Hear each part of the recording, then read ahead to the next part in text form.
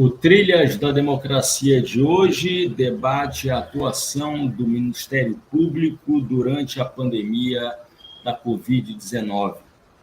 Os nossos convidados são 3 organizadores e autores do livro Ministério Público e Eventos Críticos, Experiências e Perspectivas de Atuação, que foi publicado nesse ano de 2023 pela editora De Plácido. Então, vamos à apresentação dos organizadores e autores desse livro. Marcelo Pedroso Goulart, promotor aposentado do Ministério Público de São Paulo, membro fundador do Instituto Brasileiro de Pesquisas e Estudos em Ministério Público, Direito e Democracia. Seja muito bem-vindo, Marcelo. Mais uma vez é uma honra, um prazer recebê-lo no Trilhas da Democracia. O prazer é meu, né, de estar novamente participando desse importante programa, né, que passa pelo YouTube, 3 canais, discutindo temas fundamentais para o nosso país nesse contexto difícil pelo qual passamos, né? Sempre temas pertinentes. E, mais uma vez, participo, agradeço o convite. Para mim é uma honra estar aqui e estar na companhia também dos colegas Marcos Aurélio e Silvia Pejadas, né? São 2 grandes nomes do Ministério Público contemporâneo, né? Marcos Aurélio, promotor de justiça, professor universitário e um inovador, né, em teses sobre o Ministério Público e em prática sobre o Ministério Público. E a Silvia, que é assistente social, integra os quadros do Ministério Público do Rio Grande do Sul, né, e tem esse desafio, né, de criar, vamos dizer assim, né, uma nova instância de atuação no interior do Ministério Público, de assessoria especializada, né, para contribuir dessa forma, né, na atuação do Ministério Público, uma atuação mais consequente, né? Então, a Silvia também é uma pessoa habilitadíssima para discutir a temática de hoje. Marcelo, como vocês viram, é quase um co-apresentador, né? Ele se sente tão à vontade que já iniciou a apresentação dos nossos 2 outros convidados. Marcos Aurélio de Freitas Barros, promotor de justiça do Ministério Público do Rio Grande do Norte, onde também é professor adjunto da Universidade Federal do Rio Grande do Norte. Seja muito bem-vindo, Marcos. É um prazer recebê-lo aqui no Trilhas da Democracia.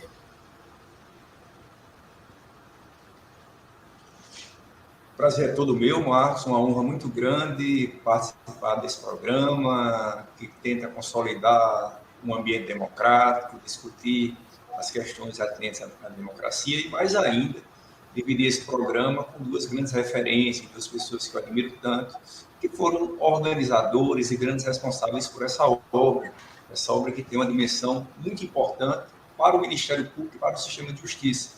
Ou seja, nós vivemos hoje um ambiente muito propício, um contexto de eventos críticos muito graves, e é muito importante discutir o papel do Ministério Público, o papel do sistema de justiça diante desses eventos. Então, é uma honra muito grande e um prazer, principalmente, dividir com colegas tão expressivos do Ministério Público do Brasil.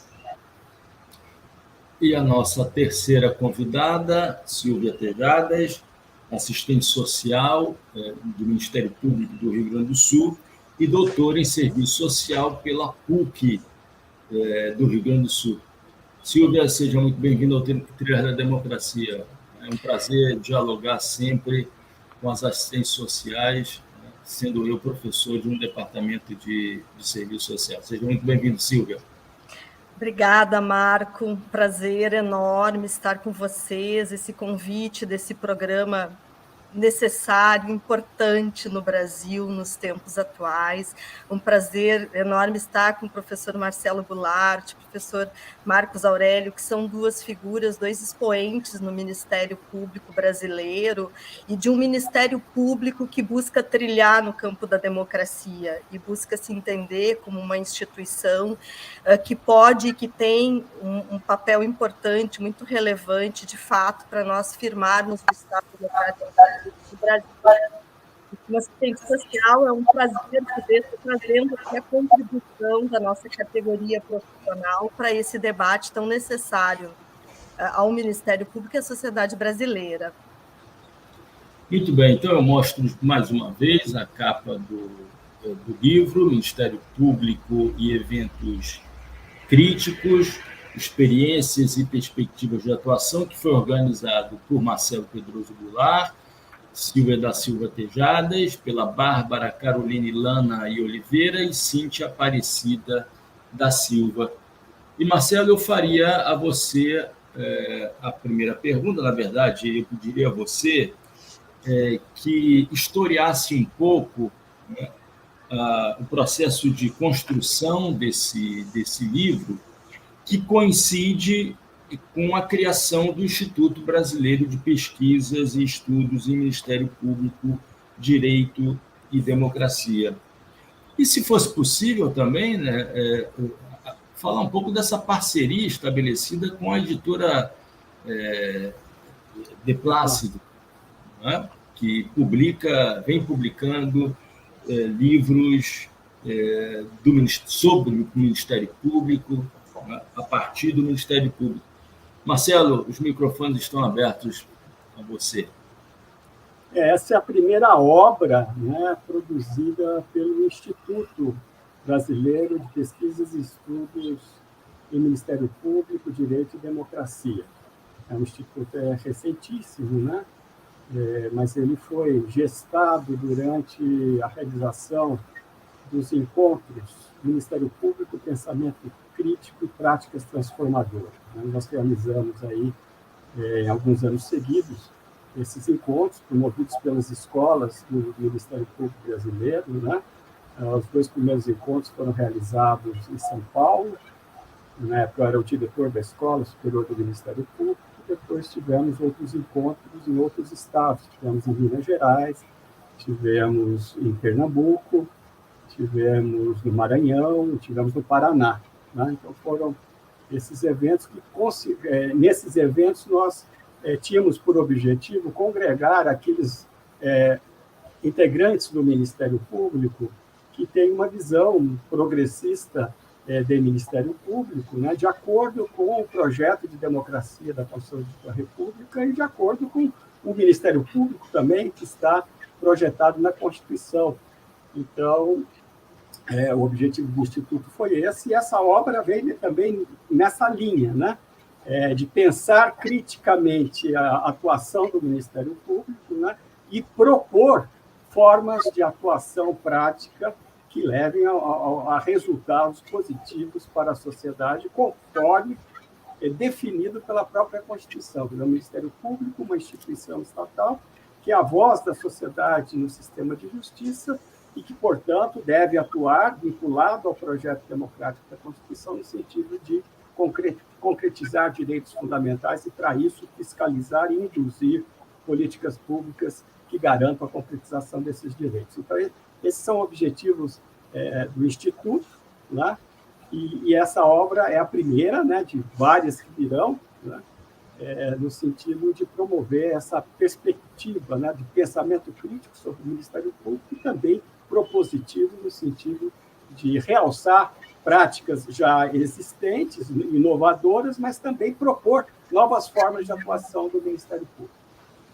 Eu recordo, Marcelo, que eu ingressei no Instituto pelas suas mãos também, né? Eu faço parte do Instituto, Marco, e numa das assembleias que nós efetuamos durante o período da pandemia, quando discutíamos as linhas de trabalho do Instituto, e um dos seus propósitos é justamente a produção de estudos e pesquisas sobre essa instituição, nessa ótica, né, do atendimento àquilo que está previsto na Constituição Federal, no sentido da defesa do regime democrático, dos direitos sociais individuais indisponíveis.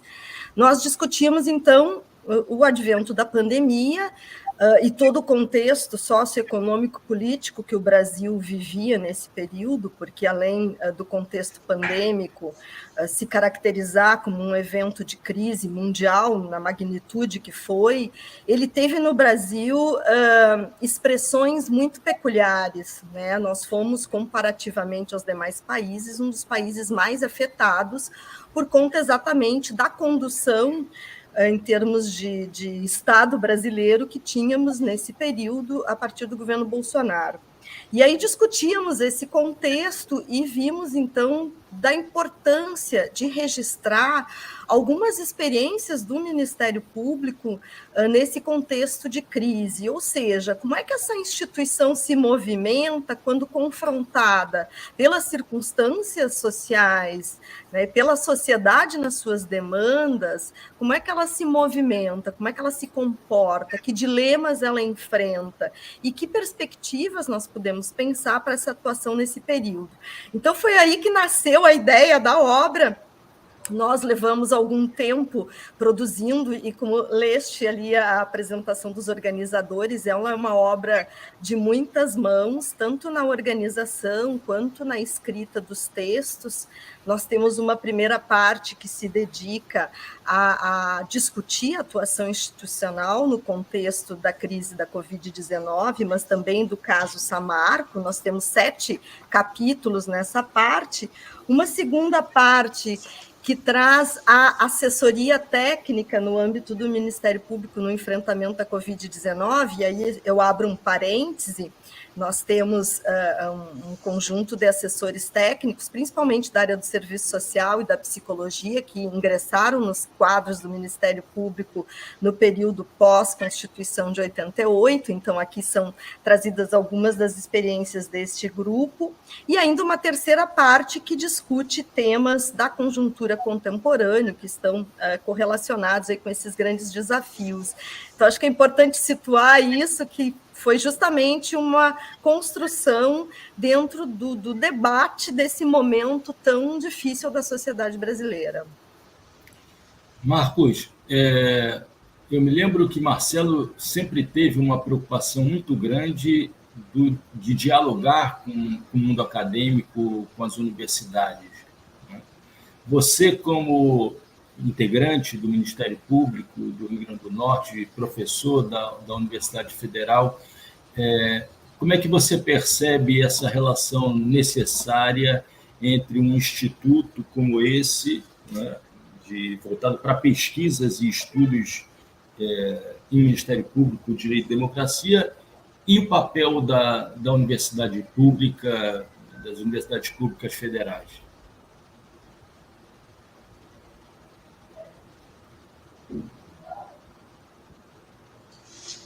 Marco, essa questão é extremamente importante. Como o Marcelo colocou, e eu acho esse aspecto muito relevante de ser ressaltado, na verdade, o Instituto ele integra um movimento muito maior, um movimento formado por membros do Ministério Público mais progressistas, e que, dentre as suas atividades e as suas discussões, as suas atividades, eles têm buscado construir também uma teoria de Ministério Público, uma teoria de Ministério Público muito mais afinada com a Constituição.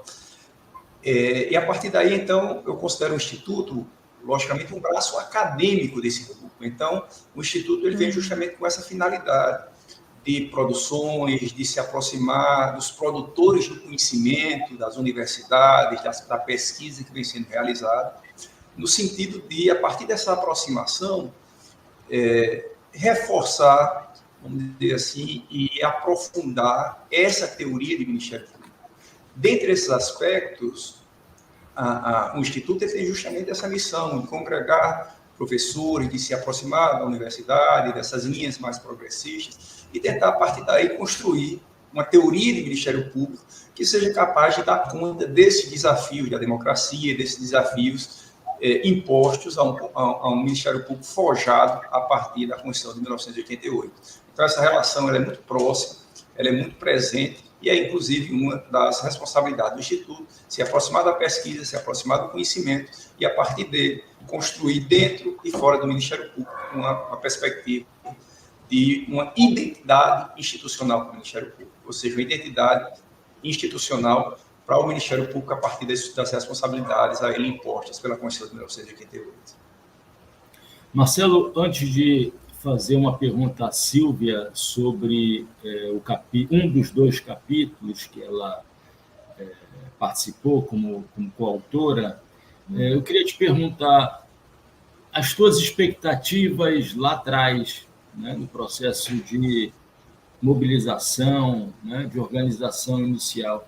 Essas expectativas foram atingidas? Quando você olha hoje para o Instituto, né, e para as diversas ramificações existentes, você considera que superou as suas expectativas, levando em consideração a existência de uma pandemia e a existência de um pandemônio que foi o governo Bolsonaro, essa conjuntura inaugurada com o golpe de 2016. As suas expectativas foram superadas? Ainda não, né? Nós temos que reconstruir o país. O Ministério Público é uma instituição que tem como, por determinação constitucional, são um dos co-construtores dessa democracia. A democracia foi abalada sensivelmente, né? Corremos riscos de um grande retrocesso do governo sob um estado de exceção recentemente no governo passado. E agora nós estamos vivendo uma nova etapa, né? Que é uma etapa de reconstrução do país e de reconstrução da democracia, que ainda era muito frágil ainda durante os regimes, os governos democráticos pós-1988. Né? O Instituto surge justamente com essa preocupação, porque ele surge durante esse governo que punha em risco a democracia do país, né? E nós, como Ministério Público e defensores do regime democrático, os progressistas estavam extremamente preocupados com o destino do país e da nossa instituição, o destino do povo brasileiro, e evidentemente que o Instituto tem essa perspectiva, né? De atuar no sentido de reforçar os valores democráticos na sociedade, né? De lutar pela hegemonia dos valores democráticos na sociedade brasileira, do pensamento democrático, das práticas democráticas. Né? Então, o Instituto surge, né, com essa preocupação, tanto que no próprio nome do Instituto nós vamos encontrar isso, né? Pesquisas e estudos em Ministério Público, direito, né, o direito democrático, e a democracia como regime político estabelecido na Constituição de 1988. Né? Então, eu acho que é um desafio muito grande, o Instituto está começando, nós estamos retomando o processo democrático, espero que dessa vez certamente nós vamos conseguir, nós queremos, né? E vamos conseguir a consolidação da democracia no Brasil após esse grande susto, né? Que foi o pandemônio, que você disse, né? E marcado também por um momento crítico da sociedade global e, portanto, da sociedade brasileira, que foi a pandemia de Covid-19, né? Que também traz para o Ministério Público, para toda a sociedade de uma forma geral, para todos os estados governantes, para a ciência e também para o Ministério Público e para o sistema de justiça, desafios importantes, porque nós não tínhamos vivido até então algo, né, um problema tão grandioso, né, uma dimensão global que nós deveríamos enfrentar. O Ministério Público não estava preparado para isso, e, claro, a crise fez com que o Ministério Público começasse a se repensar, inclusive, para o enfrentamento dessas situações críticas que devem se reproduzir diante dos grandes problemas climáticos, né, dos grandes problemas políticos, sociais, né, que nós vivemos no mundo contemporâneo. Portanto, o Ministério Público também tem que se preparar para isso, né? Os instrumentos que o Ministério Público dispunha, a forma de enxergar a atuação institucional não estava, não tinha no seu horizonte o enfrentamento de problemas tão graves como o da pandemia e a crise sanitária fez com que o Ministério Público repensasse as suas formas de atuação, e surgem experiências muito interessantes, né? E nós temos aqui 2 grandes nomes do Ministério Público que estão, né, na vanguarda do pensamento do Ministério Público, inclusive para o enfrentamento de situações graves como essa. Nós voltaremos a esse assunto, Marcelo, na parte final desse programa, mas antes gostaria de passar por Sílvia e Marcos e os artigos que eles escreveram. Sílvia, você escreveu como coautora 2 capítulos, o primeiro intitulado Serviço Social no Espaço Socioocupacional do Ministério Público no contexto da pandemia da Covid-19, desafio postos à garantia dos direitos sociais, foi o primeiro artigo, e o segundo, Promotorias de Justiça Regionais de Educação, desafios em tempos de pandemia da Covid-19, e é sobre esse artigo que eu gostaria de te fazer uma pergunta, porque me parece ser uma experiência bastante relevante que os nossos ouvintes e espectadores merecem conhecer, né? Eu gostaria de ler o terceiro parágrafo da página 174 do teu artigo sobre essas promotorias de justiça regionais de educação, em que você diz que, abre aspas, a pandemia da Covid-19 afetou o conjunto da sociedade, porém o asseguramento do direito à educação foi um dos mais prejudicados. De 2020 a 2022, enquanto se escreve este capítulo, se desenrolam as vivências e desdobramentos da pandemia que resultaram em escolas com aulas suspensas, com precárias ofertas de ensino remoto, além do agravamento de um conjunto de indicadores sociais acerca das condições e modo de vida de crianças e adolescentes. Fecha aspas. Bom, todos nós vivemos isso, quer dizer, eu imagino que Marcos também tenha vivido isso na condição de professor universitário, mas a situação foi muito mais grave quando o assunto são crianças e adolescentes, né? E eu te pediria, então, Sílvia, que você relatasse um pouco essa experiência das promotorias de justiça regionais da educação no Rio Grande do Sul, que é onde você atua. Você diz fundadas no diálogo com gestores municipais e estadual. Por favor, Sílvia, relate essa experiência. Que bom, Marco. É muito prazeroso poder falar dessa experiência. Esse artigo foi escrito em parceria com a promotora de justiça Rosângela Correia da Rosa, que é uma parceira, promotora regional da educação da nossa regional de Santa Maria. E acho que é interessante, talvez, fazer até um preâmbulo para poder falar de promotorias regionais de educação, né, no sentido, cruzando um pouco com o que o Marcelo trazia desse contexto que nós vivemos, né, no sentido de que, na verdade, pelo que eu tenho estudado do Ministério Público e conhecido dessa instituição, porque trabalho nela há mais de 20 anos hoje, essa missão constitucional que nós falávamos, ela está, né, e esteve ao longo do tempo, desde o período pós-constituinte, em disputa dentro da instituição. Acho que nós passamos por diferentes momentos do Ministério Público, onde se falava de um MP transformador da sociedade, um MP pacificador, um MP restaurativo, hoje se fala de um MP resolutivo.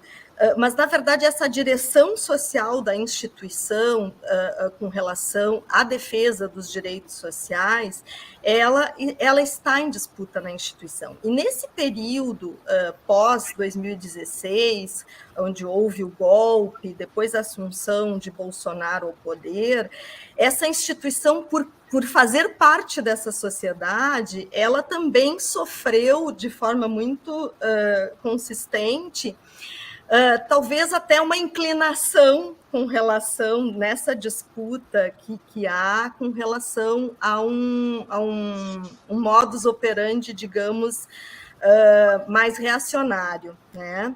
Então, eu trago isso para poder ilustrar a importância desse trabalho das promotorias regionais de educação, porque eu reputo que é uma tentativa, né, de uma fatia, de uma parcela do Ministério Público do Rio Grande do Sul, no sentido de estruturar uma praxis social que coadune, de fato, com os princípios e diretrizes da Constituição Federal de 88.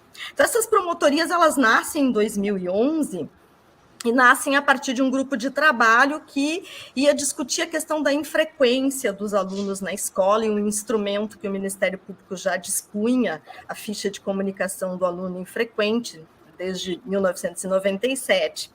E, a partir desse debate, surgiu a discussão sobre a necessidade de especializar a atuação do Ministério Público na área da educação. E aí a proposição de criação das promotorias regionais da educação, que é uma experiência inovadora, foi a primeira experiência de regionalização do Ministério Público do Rio Grande do Sul, e que demorou uma década para se constituir. Hoje nós temos o Estado coberto, todo o Estado do Rio Grande do Sul, por 10 promotorias regionais de educação, que então fazem a cobertura abrangendo os 497 municípios do estado. E quando se estruturou esse trabalho, e eu tive a oportunidade de estar desde os primeiros passos como assessora técnica desse grupo, um dos primeiros dilemas do grupo era como trabalhar com promotorias regionais, porque a experiência do Ministério Público, ela é a experiência da comarca, ela é a experiência da atuação dentro daquele município, ou de uma área muito específica, especializada, mas regionais implica em atuar com um conjunto de gestores municipais, com o gestor estadual e com um conjunto muito diverso de atores sociais. Então, no próprio processo de assessoramento a esse trabalho, se foi constituindo algumas diretrizes para ele que me parece que são possibilidades de entendimento de um trabalho do Ministério Público que seja mais amplo e mais próximo da sociedade e mais eficaz do ponto de vista do fomento das políticas públicas, porque esse é um dos grandes nós críticos da instituição, Marco.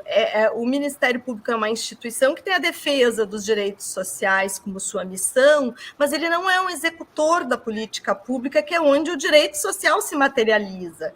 Portanto, essa sua atividade, ela se dá na mediação dessas relações dentro da sociedade. Necessariamente, nós estamos falando de um Ministério Público que precisa estabelecer canais de relacionamento com a sociedade. E aí o trabalho das promotorias regionais de educação, ele tem alguns fundamentos que estão descritos ali no artigo. Um deles é o fortalecimento do diálogo externo, né? Ou seja, o fortalecimento das redes intersetoriais, portanto, de um Ministério Público que vai se relacionar com gestores municipais de educação, com gestores da assistência, da saúde, com equipes técnicas desse serviço, com as organizações da sociedade civil que atuam no âmbito da educação. Portanto, um Ministério Público que tem uma atuação bastante voltada para fora do gabinete. Segundo princípio importante, o georreferenciamento da sua atuação.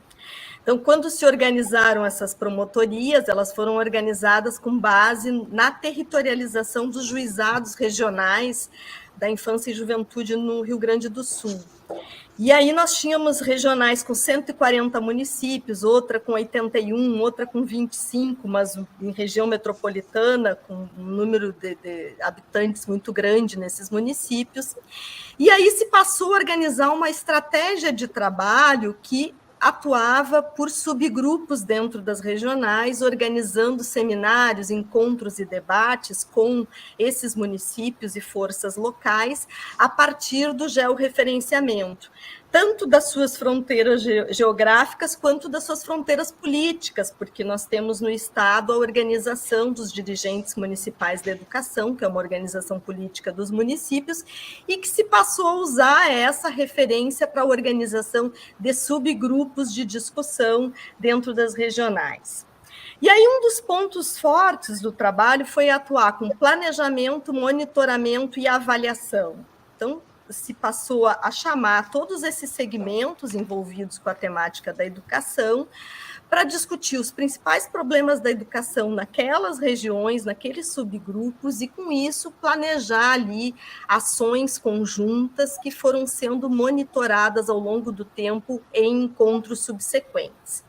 Isso gerou uma aproximação muito interessante do Ministério Público com relação à sociedade, e, ao mesmo tempo, um aprendizado para a instituição, né, de como se relacionar com a sociedade sem transigir do seu papel, que é um papel de garantidor, né, também uma instituição de controle, que dentro do seu papel de controle vai trabalhar aí na garantia e defesa de direitos, né. Outros pontos importantes desse trabalho, a integração com as universidades locais, né, que o Marcos Aurélio trazia ali a importância, o caráter estratégico que tem nessa construção coletiva, o fortalecimento dos conselhos municipais de educação, porque são os órgãos de controle social dessa política pública, né? A valorização dessas organizações regionais de educação, inclusive no caso do governo do estado, as coordenadorias regionais de educação, a construção de um coletivo dos promotores regionais de educação, acho que isso é um outro ponto importante. O Ministério Público não tem uma tradição e uma expertise no trabalho coletivo. A autonomia funcional, ela acaba sendo vista, né, como uma possibilidade de um trabalho muito sozinho, muito isolado e muitas vezes muito desconectado. Então, a construção de um coletivo de promotores que atua na matéria, eu reputo como um ponto forte assim, dessa experiência tão importante, né? A aproximação com a assessoria técnica da instituição, e por isso eu acompanhei ao longo do tempo todo esse trabalho, né? E, ao mesmo tempo, o diálogo com as instâncias superiores do Ministério Público, tanto da administração quanto corregedoria. Essa forma de organização, ela permitiu que, quando a pandemia, então, nos trouxe toda essa conjuntura para a educação, junto com essa desconstituição das políticas públicas gerada a partir do governo Temer e Bolsonaro, nos permitiu lidar de uma forma muito mais organizada com esse fenômeno, né? Então, nós atuamos em 3 blocos iniciais, que foram garantia da alimentação escolar e sua distribuição aos alunos que estavam em casa em situação de insegurança alimentar, buscar ampliar ao máximo e melhorar ao máximo as condições de oferta do ensino remoto para um estado que tem áreas rurais muito expressivas ainda, né? E depois o retorno à presencialidade, que foi um enorme desafio também, no sentido de fazer com que as redes voltassem a funcionar. E hoje, para concluir, né, e a gente poder seguir o debate, nós nos encontramos aí num outro estágio desse trabalho, que é a busca ativa dos estudantes que ficaram alijados da escola durante o período da pandemia, né? E ainda temos estudantes que não retornaram, que estão em processo de retorno, e a recuperação das aprendizagens, que este é o maior desafio que se coloca, porque um evento crítico, e me parece que esse é um aprendizado que nós temos com essa experiência, ele não se esgota, né, no esbatimento dos sintomas, digamos. Bom, nós temos hoje uma diminuição da Covid, temos vacinação, etc. Não, nós temos efeitos no tecido social que se prolongam ao longo do tempo. Então, nós estamos hoje com essa centralidade aí nos processos de recuperação das aprendizagens dessas crianças e adolescentes. Então, acho que muito rapidamente, Marco, uma ideia assim, desse escopo desse trabalho. Da educação, nós vamos para assistência social, né? Saindo de uma assistente social para um promotor que escreveu um texto sobre o SUAS, né? Sobre a relação entre o Ministério Público e o fortalecimento, a defesa e o fortalecimento do SUAS num período muito crítico, que foi esse, exatamente o da pandemia.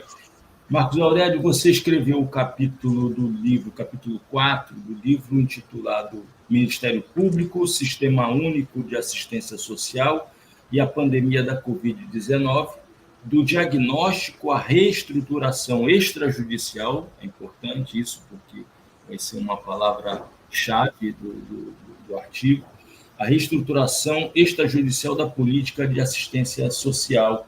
E eu gostaria de ler, Marcos, o último parágrafo, né, da página 114, das conclusões do trabalho, em que você diz o seguinte, abre aspas, o problema da efetiva afirmação do SUAS no Brasil não é de regulação, mas de gestão adequada da política, de modo que, a partir de um conhecimento da normatização, é preciso tornar realidade o modelo de SUAS já previsto, fazendo com que se opere adequadamente e efetive o direito à proteção social às famílias que, em situação de vulnerabilidade social, dele necessitar, fecha aspas. No parágrafo anterior, você fazia exatamente a defesa de um modelo de atuação democrático, dialogal e fundado na consensualidade, né, voltado para a realização de negociações integrativas, com atenção ao procedimento negocial, e etc. Né? Então, é muito forte no teu texto a ênfase no diálogo. Né? Então, Marcos, eu gostaria que, da mesma forma que eu perguntei assim,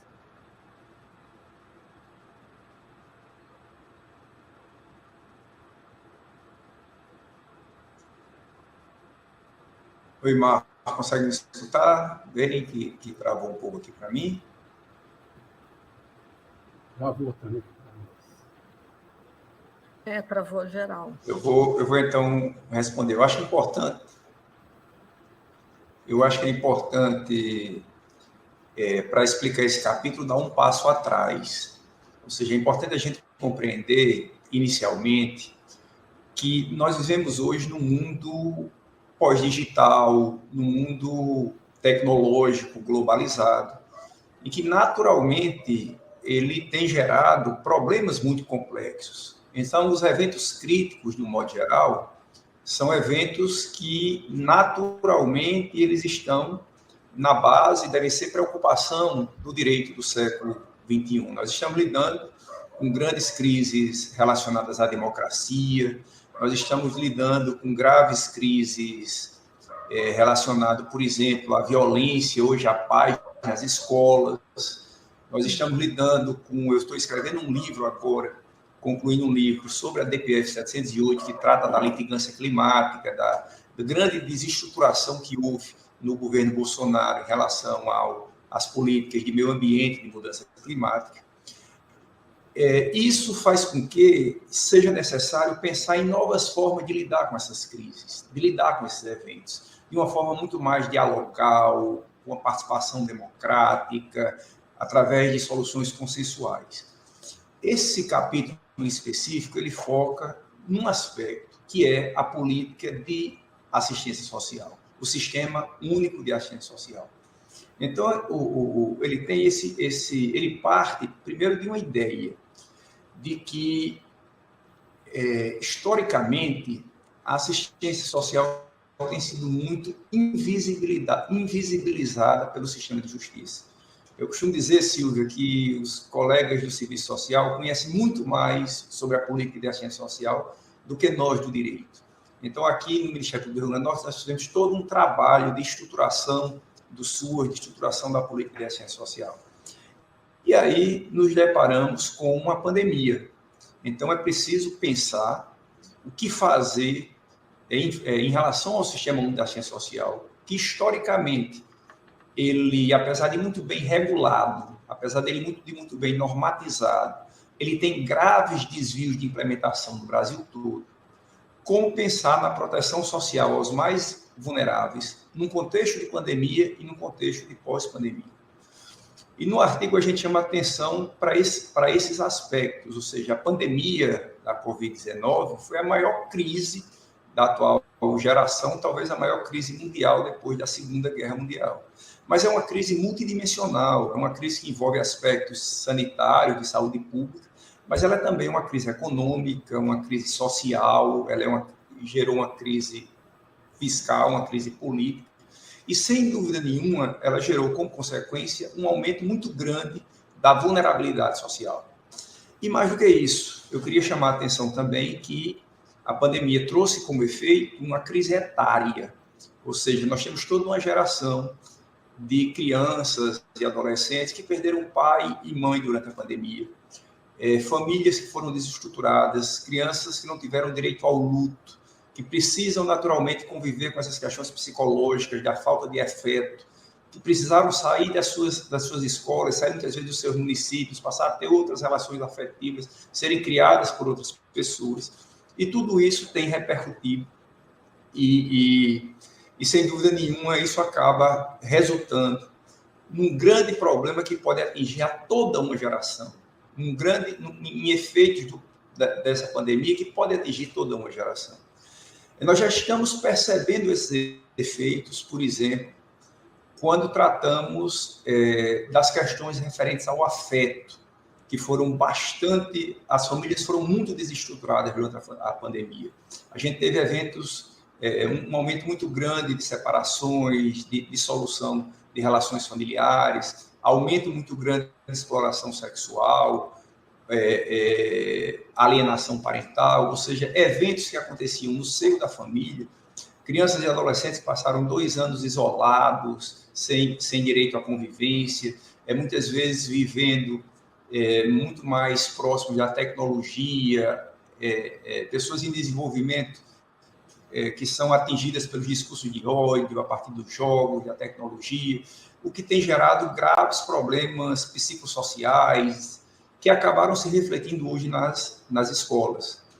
E essa desestruturação das famílias nos convida a pensar como, de forma democrática, como de forma dialogal, através de busca de consensos emancipatórios, se poder construir uma estruturação do sistema de assistência social.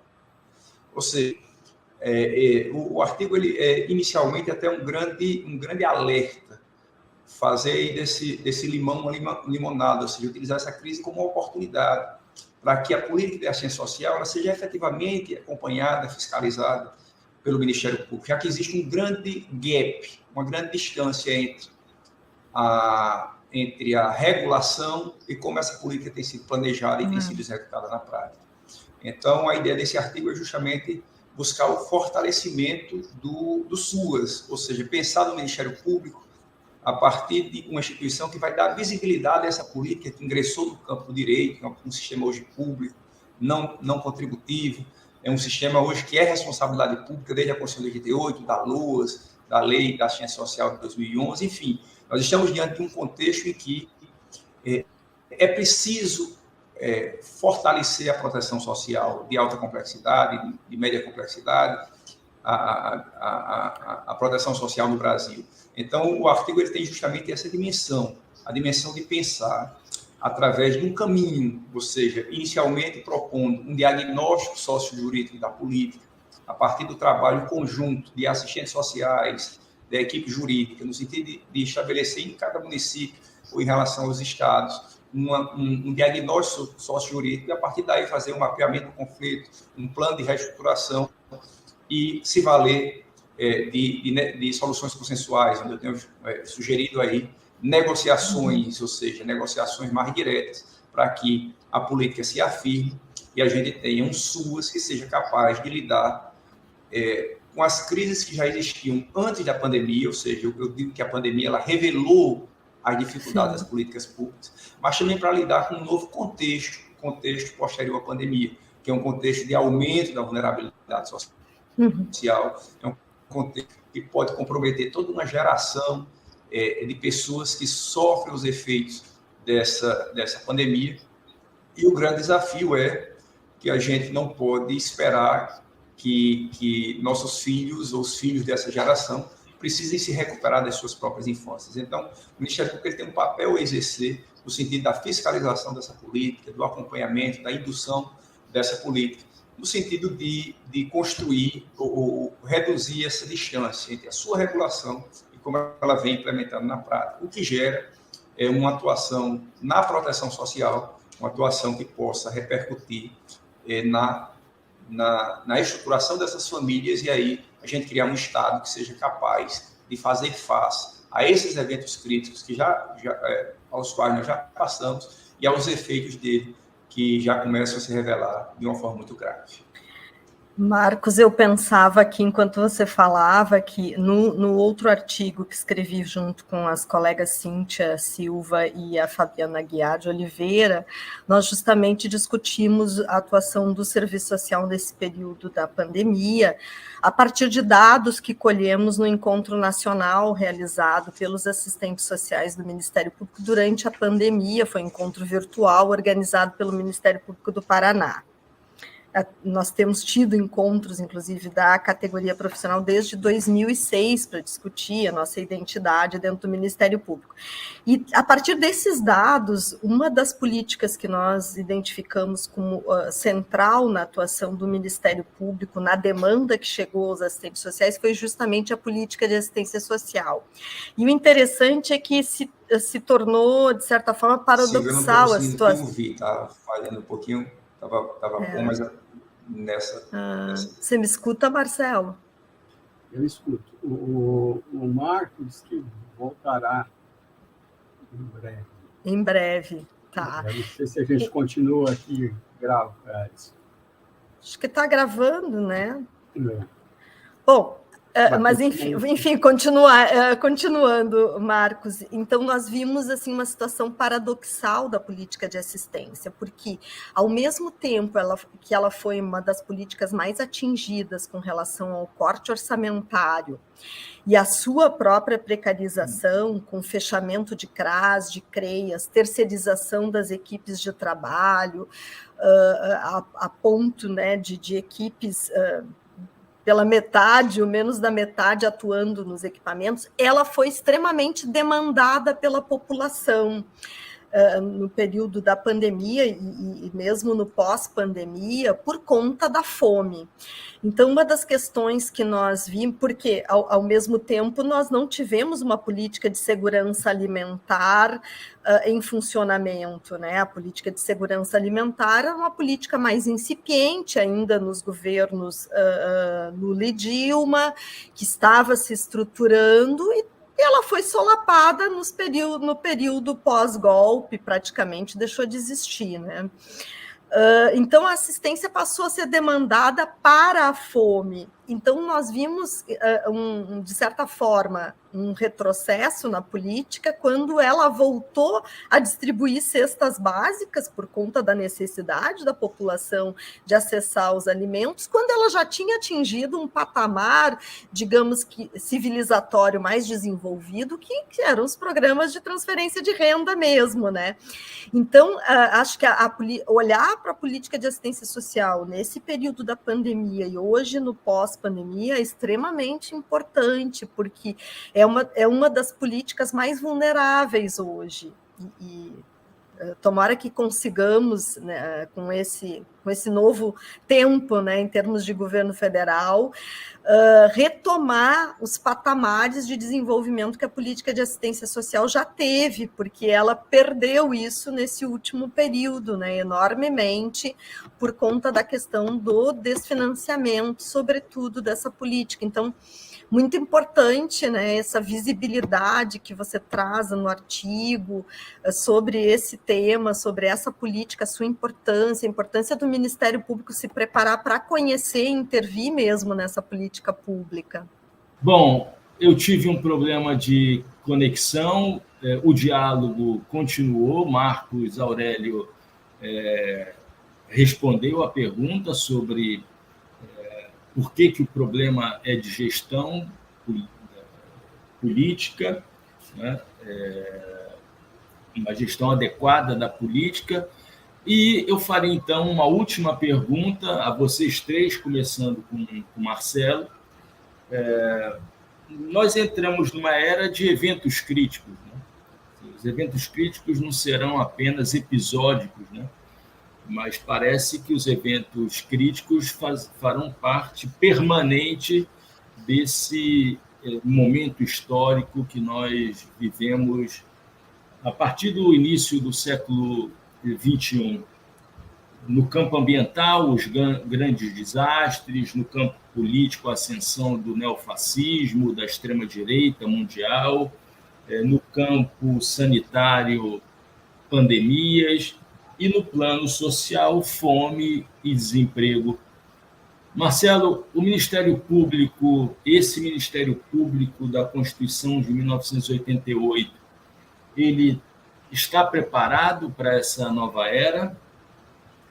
O Ministério Público projetado na Constituição de 1988, ele, né, está preparado, aquele que foi projetado, mas o Ministério Público real, né, não está preparado para esse tipo de tratamento. Você traz aqui eventos críticos, por exemplo, na área política, né, dos atentados contra a democracia, com a ascensão do neofascismo no mundo e no Brasil, né?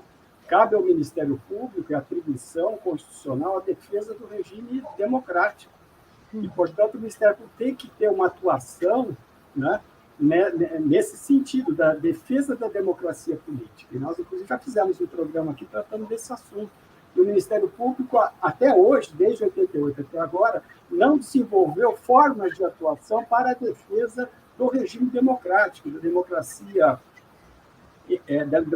política, né, da democracia semidireta, os seus institutos, as suas instituições. Quer dizer, o Ministério Público precisa desenvolver, porque isso é um dado da realidade, né, que o Ministério Público precisa começar a enfrentar. E o Ministério Público ainda não fez essa discussão, né? Claro que no âmbito dos eventos críticos climáticos e ambientais, o Ministério Público já tem alguma experiência e tem instrumentos para atuação, né? Mas nós precisamos fazer reformas estruturais, né? Tanto a Sílvia como o Marcos Aurélio trouxeram aqui no debate mudanças necessárias, né? Por exemplo, uma nova reorganização espacial do Ministério Público. Não adianta mais aquela atuação dos ministérios públicos estaduais através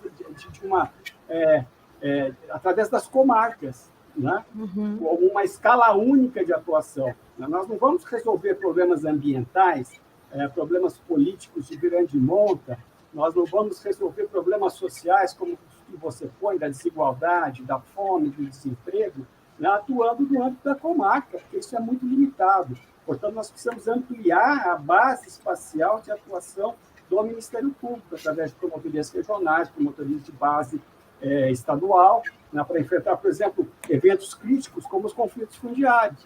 Num país que não fez a reforma agrária, né, que promete fazer a reforma agrária e não faz, onde a concentração da propriedade é das maiores do planeta, né, quer dizer, o Ministério Público precisa enfrentar essa questão, porque ela é fundamental para a viabilização do projeto democrático da Constituição de 88. Então, nós precisamos regionalizar, precisamos estabelecer uma base estadual de atuação, né? Em casos como a crise climática, a crise sanitária, o Ministério Público foi pego de surpresa. Nós precisamos começar a criar, no meio da crise, novas formas de atuação. Né? Como foi dito aqui, o Marcos Aurélio trouxe importantes questões que ele enfrentou pessoalmente para resolver essas questões básicas e fundamentais não tão suas. Né? Uma promotoria que atue com base em planos, programas e projetos, uma promotoria que atue de acordo com prioridades estabelecidas junto com a sociedade. Né? Então, quer dizer, o Ministério Público da Constituição de 88 é um Ministério Público que exige reformas estruturais e reformas culturais, de mentalidade, que não foram realizadas nesses últimos anos. Né? E que agora, vamos dizer, esse tsunami político e sanitário que nós vivemos recentemente, isso está levando o Ministério Público a se repensar e a se recriar para adequar a sua atuação àquilo que está projetado na Constituição, àquilo que está posto como a sua missão institucional na Constituição de 1988. Marcos, você está de acordo com o Marcelo? São necessárias reformas estruturais? Há um hiato entre o Ministério Público projetado em 1988 e o Ministério Público realmente existente?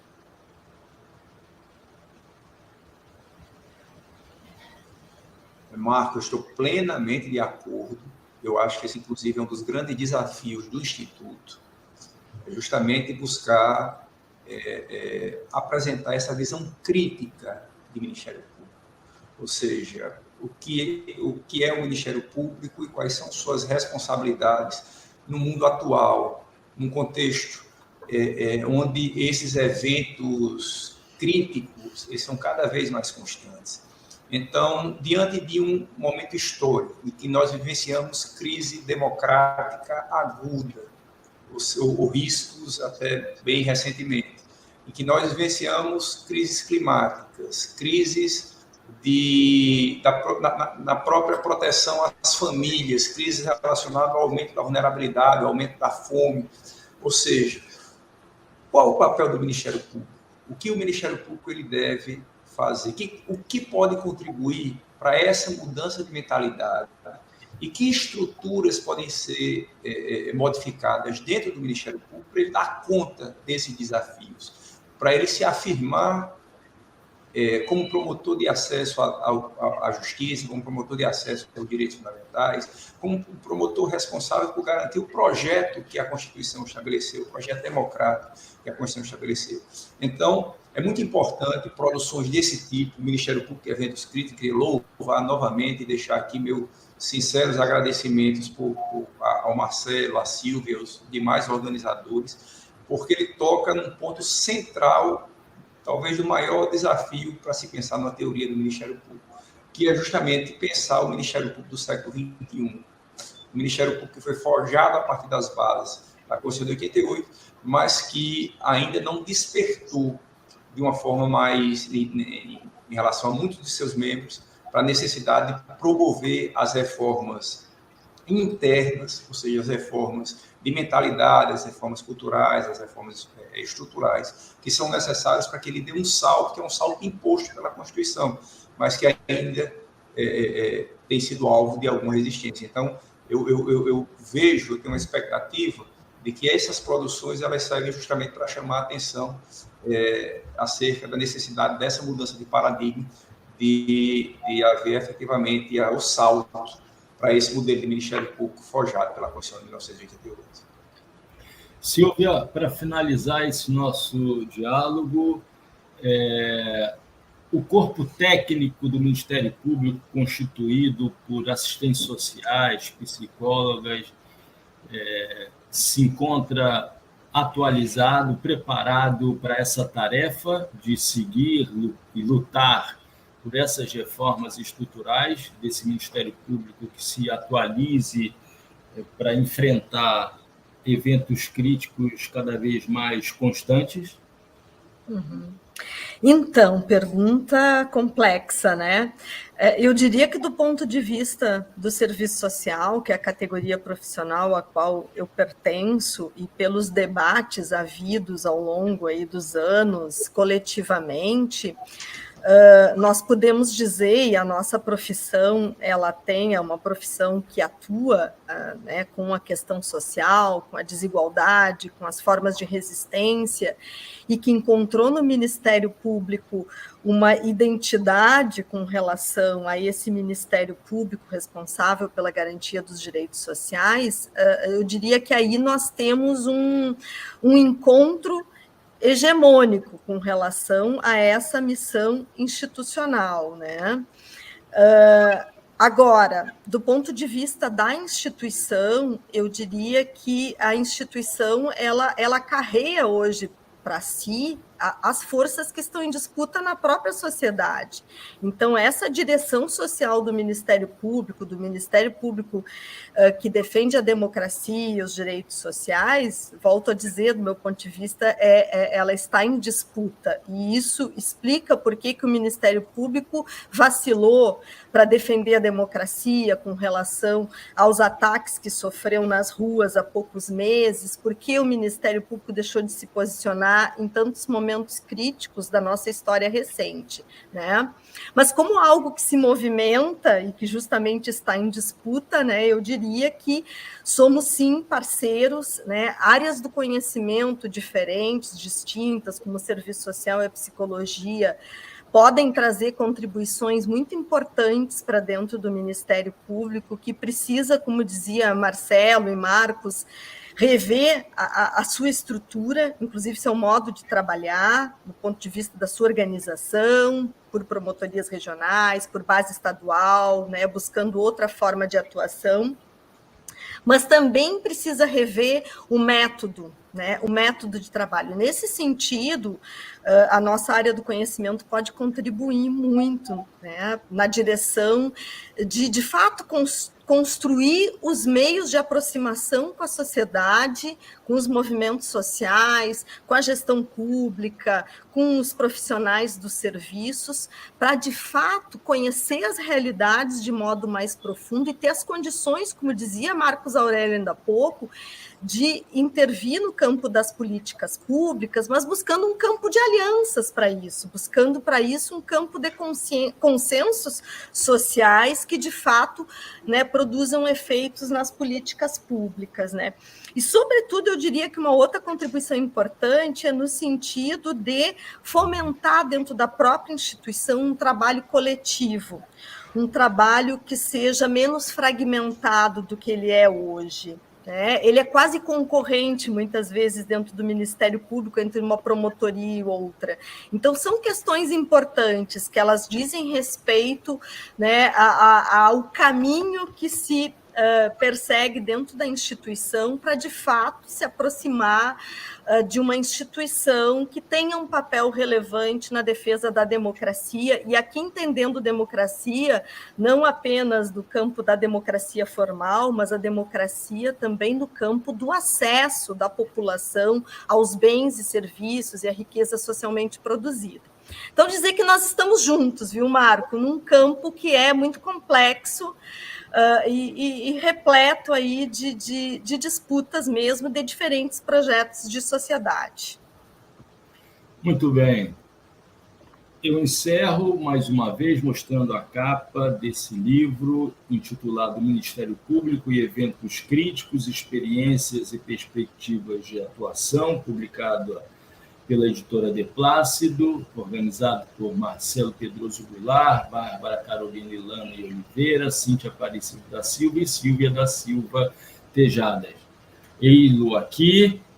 Gostaria de agradecer Marcelo, Silvia, Marcos, por esse diálogo, que foi, infelizmente, cortado devido a um evento, que são as fortes chuvas que caem na cidade do Recife. Um grande abraço, Marcelo, Silvio e Marcos, e o Trilhas da Democracia volta na próxima semana, sempre debatendo e defendendo a democracia e os direitos humanos. Até lá.